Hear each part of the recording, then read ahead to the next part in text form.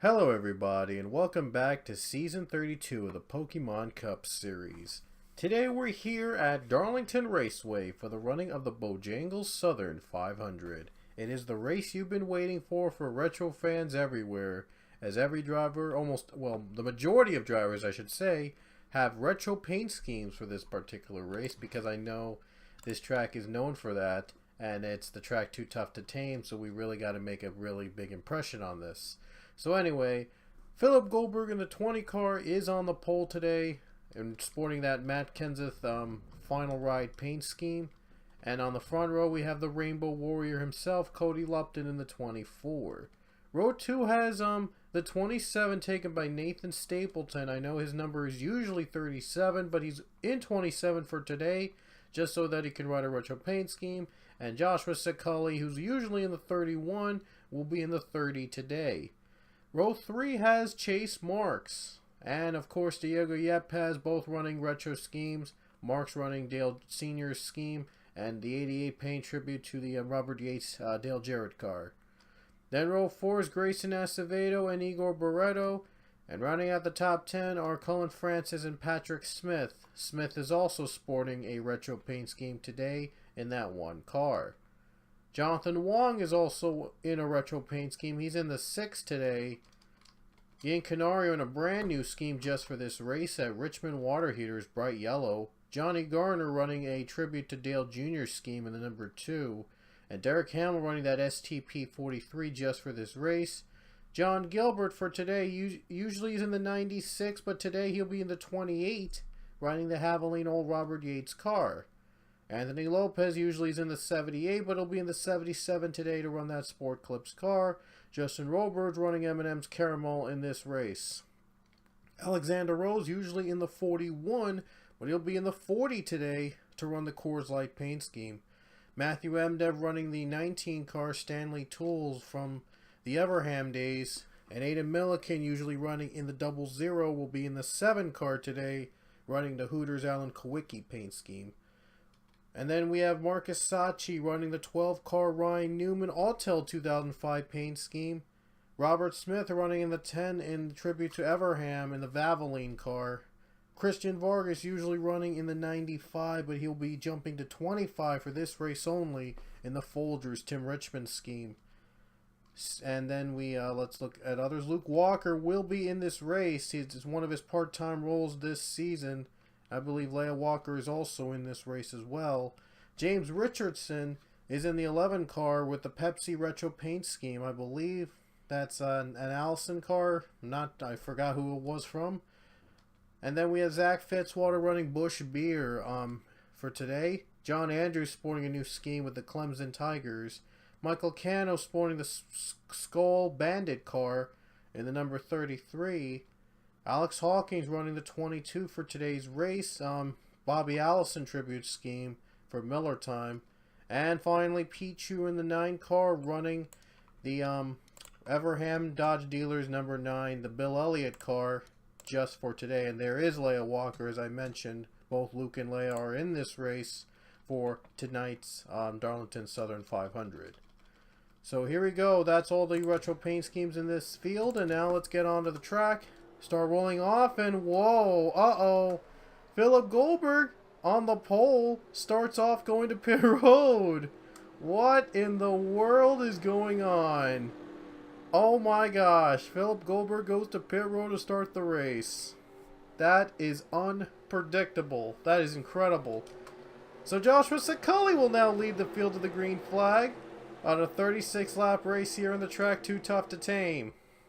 Oh boy, we could expect to see a lot of unexpected twists and turns here at Darlington. So here we go. The green flag's in the air at Darlington Raceway.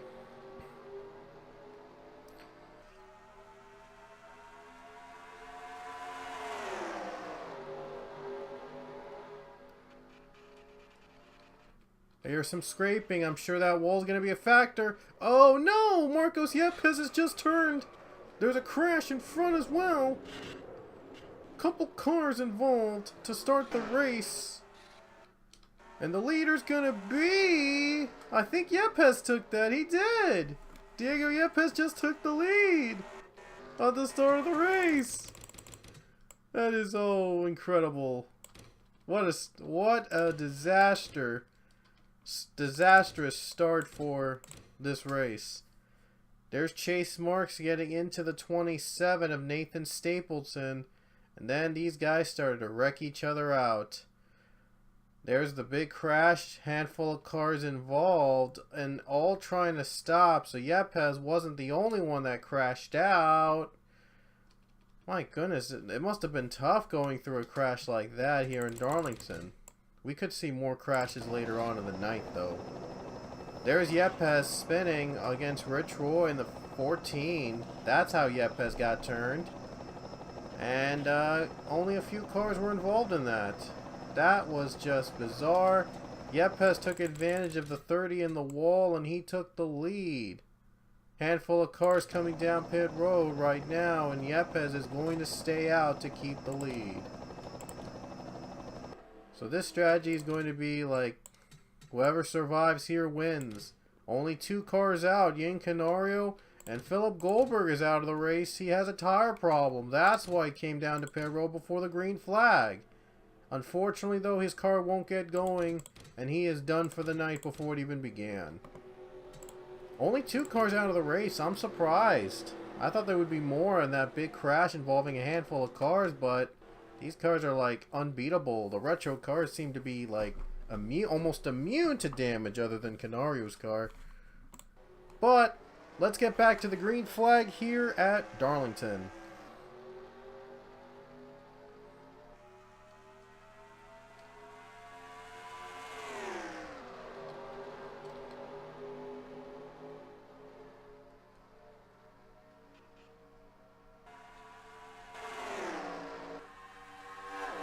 Oh, there's already a crash. There's some smoke in the back. Johnny Gardner spins.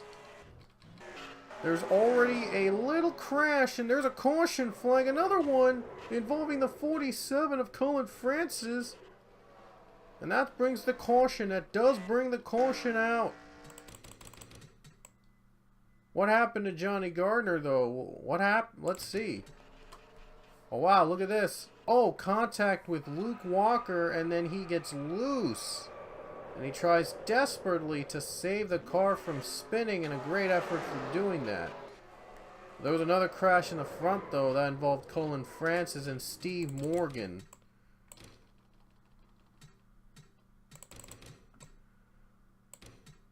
So here it is again. Here's the Francis crash. This was a battle for second, and oh, the 6 car of Wong had nowhere to go, and he turns the 47, the 19 and 83, both involved. Oh, Pichu bumped from the back, and he gets some damage. The 7 car as well, and then the pileup began. Look at the cars piled up. Oh my gosh, all because of a little spin in turn 4. Wow. This is going to be a messy race, as expected here at Darlington. They don't call this the track too tough to tame for nothing. Everybody's coming down pit road. I don't think pit stops will be a problem for these guys anymore. Look at the cars with damage. Everyone's coming out, and the 88 looks like he'll stay as the leader. More cars out of the race, and that's Hamill, Morgan, Luke Walker, Roy, and that's it. Those are the cars that are out. 36 are left, so at least we still have plenty of cars left to race it out.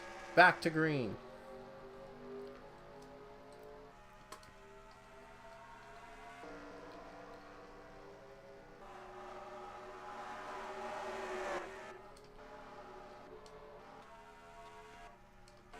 One car's in the wall.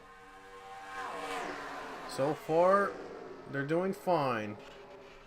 They're riding the walls, though, so they better be very careful. There's a caution, though, and then it's for the 6 of Jonathan Wong. He gets into Colin Francis. They were about to pit again, trying to fix any damage they could. And Wong got turned around again. So what happened in the front? Oh, wow. The 27 of Stapleton contact with Marcus Sachi. then into Manoli, Gardner, and there's where the 47 Francis was involved. 12 car with some damage. Wong had a separate incident of his own. Yeah, he was trying to avoid Marcus Sachi and Nathan Stapleton, but then he got sandwiched by the 27, and Wong made contact, and then he goes around with the 27, the 12 car riding on the wall, getting that Darlington stripe on his car for sure, and Sachi damage, and he's probably going to be done for the race. And would you look at that? Look at MDev's car. It has no hood on it, and he's running in second place. Talk about a freaking demolition derby. Wow. And the leaders come down again, taking more pit stops, trying to fix whatever these guys could muster. Man, a long day for these guys on pit road. Got to give credit where credit's due for those guys for putting in the effort to try to fix these cars, get back out on the track, try to win this race.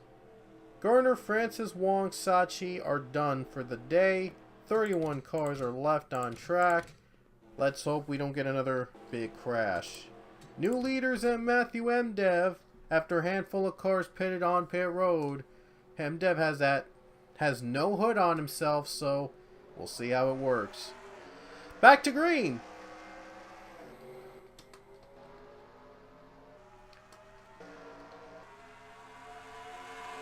And look at the lead. Lopez, unsurprisingly, takes it away from MDev.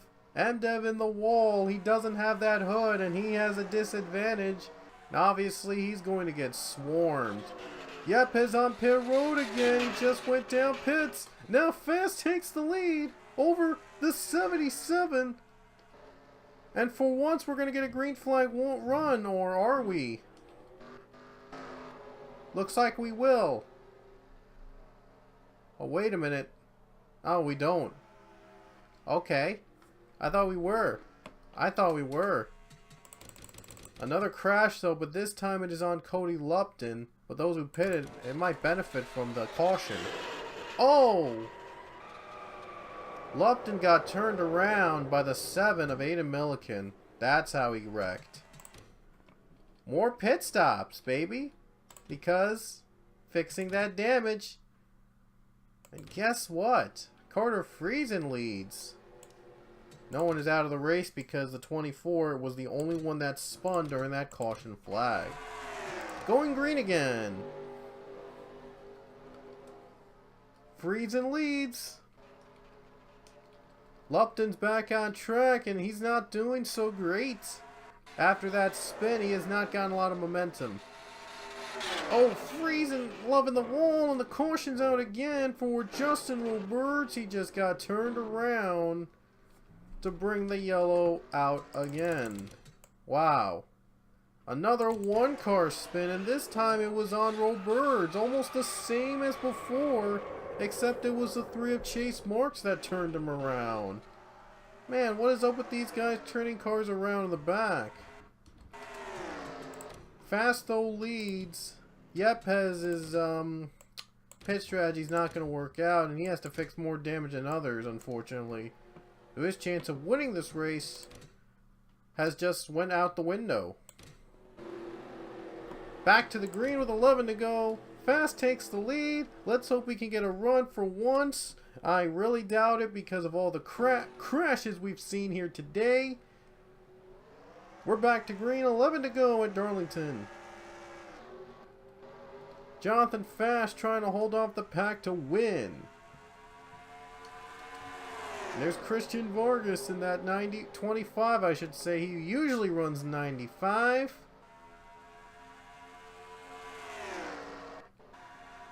Ooh, driver's getting close. We're a little too close. They're going to pit again. And I believe this is the first time we're going to be in the green flag run for once, finally. Finally, a green flag run here at Darlington. And Vargas leads, took it from Friesen, he hit the wall, and now he's losing grip. Lopez at 4th.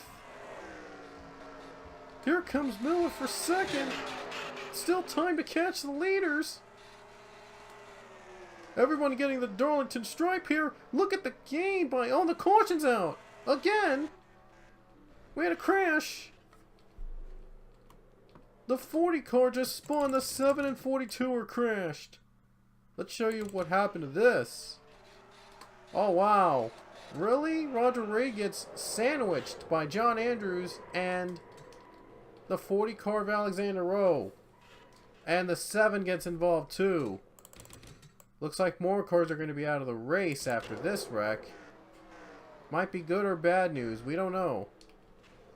Oh, wait. I'm trying to get to Kawicki. There we go. Boom! Milliken hit. 27's hit. These guys are hit. Ooh, boy. This is a this again, as always, it's been a messy race here at Darlington. And they're gonna pit again for damage repair, and this is gonna be a very important, critical pit stop now. Whoever comes out in front basically is gonna be the leader into the stripe. That victory lane, everybody wants to get to there. Oh, it looks like they're gonna have Patrick Smith as the leader. Okay, Smith is going to lead the race. Question is, will these guys stay alive for long? And Johnny Gart and the lap car of the 30 is going to be in the face of the leaders. So it's not going to help much at all. We had our first green flag run of the race. I wonder if it's going to be just as long or even longer than it was before. 3 laps to go at Darlington, and the leader is Patrick Smith with an advantage because he's sandwiched between. He's in the middle of the sandwich of lap cars. He's got the advantage over Eli Bright. He can try to pull away if he wants to.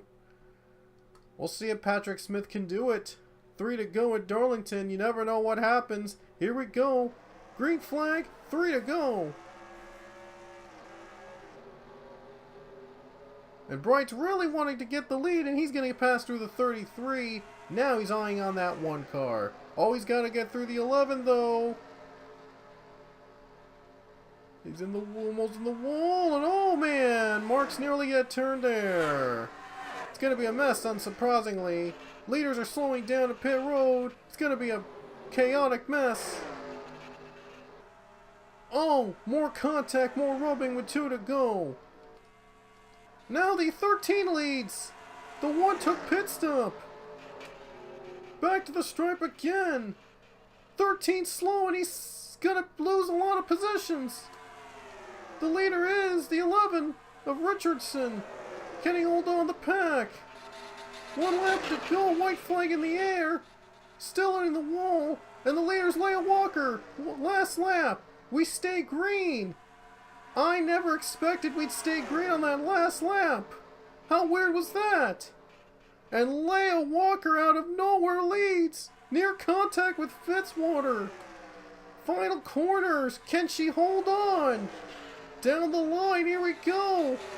Final corner, and in a surprising upset, Leia Walker wins at Darlington.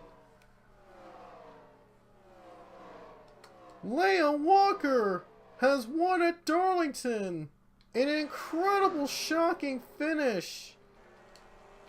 Leia Walker out of nowhere wins at Darlington. The lady in black is won by a lady. What are the odds of that? Oh man, was that a finish I never expected. James Richardson was in front, and then on the last, coming to the white flag, he hits the wall. Leia took advantage, took the lead. That was the race-winning move right there. Leia holds off the lap cars and wins at Darlington.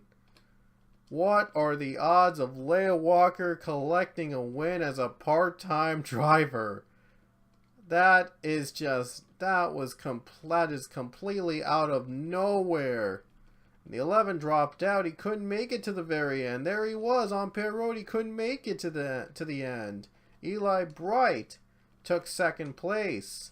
And Leia Walker, there she is. The lady conquers. The lady in black. What are the odds of that? I don't think a female driver had ever won Darlington, a race at Darlington, the Cup Series before until now. So it's a historic race at Darlington for all the right reasons. Not only we got those historic cars out on the track, but we also had an historic winner here at Darlington Raceway. It's Leah Walker in the 92 winning today at the track Too Tough to Tame. Let's look at the rest of the field. Man, was this a complete mess, but not as many cars as retired last season. Last season, it was a colossal wreckfest, but this season had some green flag runs at least, and we had some excitement sprinkled in. But wow, I mean, what are the odds of Leah Walker on a part-time ride winning this race? That is just unbelievable. I'm really stunned. I'm shocked. I'm just shocked about this result. I never expected, never thought that Leah Walker in a part-time ride, nevertheless, could really make an impact on the drivers. Just give me a moment, guys, as I'm trying to set up the point standings live, and I'm trying to align the drivers with their numbers because some of the drivers don't have numbers that they don't normally use. So I'm going to try the best I can here to make sure I'm right on the points. It might take a while, but Luke Walker is also a part-time driver, and guess what? He didn't do so great as Leia did, but he's in that 62 car. He's running that 62 car as well on a part-time basis, so some of my drivers are running part-time. Now, just so you know, Leah Walker is not eligible to be a playoff driver since she is a part-time driver, and two, she is one of my own drivers, in fact, so she can't compete, of course, in the playoffs if she doesn't compete in like a full schedule, which would make perfect sense because drivers have to be in a full schedule to even compete into the playoffs.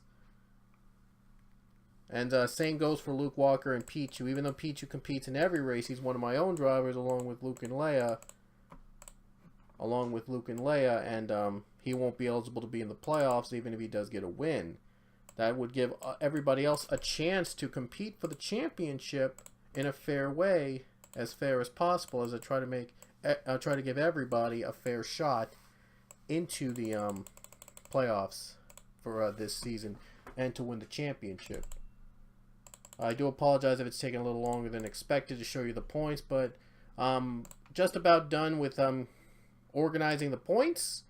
And here we go. I'm done.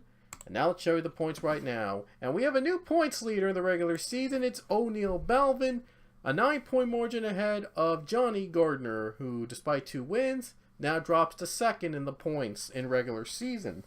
Very important to have the points up because they're going to be getting playoff points out of their performance in the regular season of how well they do among the winners. So Balvin leads the points now by 9, and Rose in the top 5, but he still needs a win to compete in the playoffs. Manoli's 4th, Francis 5th. There are no changes in terms of the playoff spot. I believe there are 18 winners now that are competing for 16 spots into the playoffs. So if I'm not mistaken, I believe Eli Bright, Eli Bright owns the final spot in the playoffs among the winners. A 22-point margin ahead Robert Smith, and I believe a 31-point margin ahead of John Gilbert. And there's Leia with the win in 40th, but it's only her 4th race, and since, like I said, she is a part-time driver and one of my own drivers. In fact, she will not be eligible to be a playoff driver for this season. Either way, even if she does get another win, or if Luke wins as well, and Pichu wins, they won't be eligible for the playoffs this season because they're one of my own drivers, and Luke and Leia are part-time drivers. So, yeah, so that makes it fair and well balanced among the other drivers. So those are the rest of the standings, and I do apologize I'm going a little longer than this, but trying to explain as much as I could about how the points work out here in the series, as I try to show the points at the end of every race. and I have to update it a little live sort of in order to get the points handed to you guys, so you know where you stand in terms of regular season points and in the playoff picture possibly. But anyway, our next 2 weekends are going to be doubleheader weekends. The first one is going to be at Eldora Speedway. The Dirt Derby is back again, and there'll be 2 races with 20 cars each, a doubleheader with 2 winners, and then after that we will do Suzuka, the Suzuka circuit in Japan, and we'll do it again, except a reverse order of what we did in the Eldora race. So it'll be a pair of double headers. So it's going to be 4 races in 2 weekends, which is going to be really big, and 4 winners out of that as well. So it's really going to have a huge impact on the playoff picture, because there'll be 20 drivers in each race, and some of those drivers with wins might have a very huge opportunity to lock their spot into the playoffs with a win, with just in a much smaller field. So that would open the doors for winners this season to win another race and get themselves locked into the playoffs. And then after those doubleheader races are done, we will have our All-Star Weekend at Bikerneki Circuit in Latvia. So it'll be the first time Bikerneki will run an All-Star race in our series. And it's sure to be a lot of fun, and we'll tell you about how the All-Star field will work after the Suzuka race. So anyway, a pair of double headers is coming up. In the Pokemon Cup series, we will have Eldora first and then Suzuka. So a pair of double headers is next. We'll see you at Eldora Speedway, and we'll join Leia Walker in Victory Lane as she collects the win at Darlington Raceway. What a win for her, and we'll see you guys at Eldora.